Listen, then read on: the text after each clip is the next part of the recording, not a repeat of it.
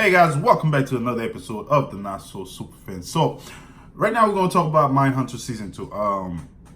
Last year I did a review for season 1, and which I really enjoyed very much. In season 2, does it live up to what season 1 was? Yes. This show has a way of, there's no action in this show. There's no running, there's no explosion. It's mostly people sitting down talking and tension building up, And this show has a way of, especially this season, you have a character walk through a room and there'll be this ominous sound playing, and it's like this squeaky violent sound, and you're wondering if something's gonna happen, but it's just a sound playing, just building up, and boom, something happened. But it wasn't really something scary, but it's just something just to build your tension up.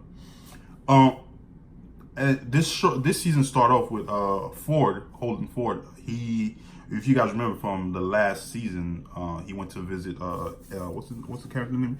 Edmund Kemper in the hospital, and the cat. I guess after Kemper hugged them, and he had a panic attack, and he went to the hospital for a while. So this show starts off. You see him in the hospital, and from that panic attack, which just had to deal with. But the only time he has a panic was like twice in this season. I thought it was gonna be kind of like a recurring event in the show, but it only happened like twice, not even twice, once in the show. So it wasn't really a recurring factor. Then you have what's the other detective, Tench, who's also dealing.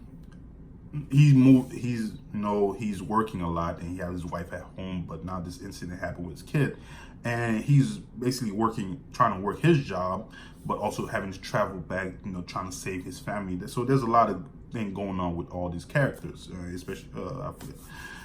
So, but one thing this show mainly focused on was the situation that was going on in Atlanta.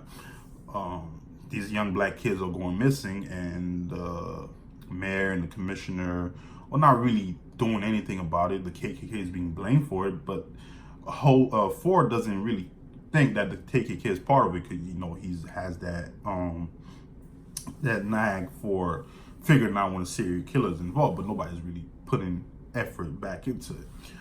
It's not till later, like I think 19 kids died, that they're really trying to focus on these kids, and the only reason I would say they get the FBI to get involved was to quell like the black community, because they're starting to get angry, and the commissioner and the mayor, it was mostly kind of a vote based type of situation.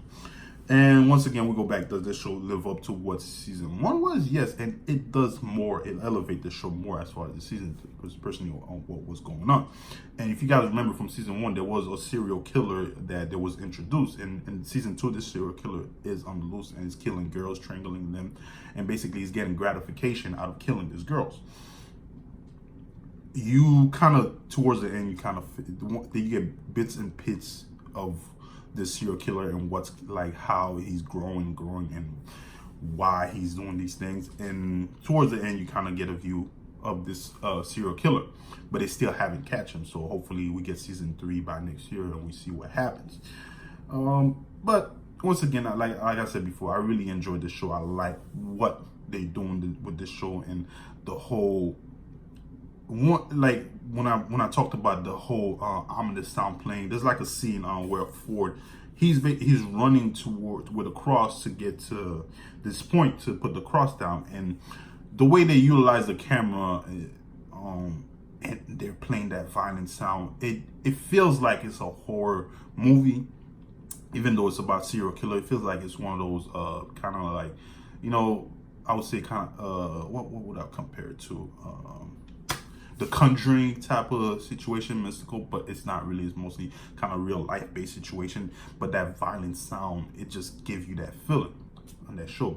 And once again, it's not really a kind of action based show. There's no violence, there's no explosion, but this show does what it does best, is the tension that builds up, when the characters sit down, the conversation they have, and you're wondering what this person's gonna say, and how certain things they say makes this one character feel uncomfortable, or it's really good how they utilize like just having a conversation with this serial killer, and you know that person sitting across the table from you, and he has no handcuff, and he's talking about how he gets gratification from killing normal people or kids or women, and it's just, that's how good the show is.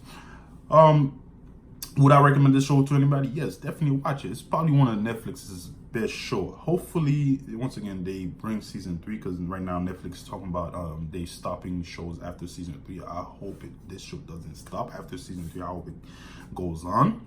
But I really enjoyed this show. I'm gonna give Mindhunter season 2 a A. Definitely check it out on Netflix and let me know what you think. Leave a comment down below, guys. I will be doing more reviews for other Netflix regular show that came out recently. Stay tuned for those. But guys, once again, if you've seen Mindhunters, leave a comment down below. Let me know what you thought about the show. And I will be getting back at you with more reviews and reaction.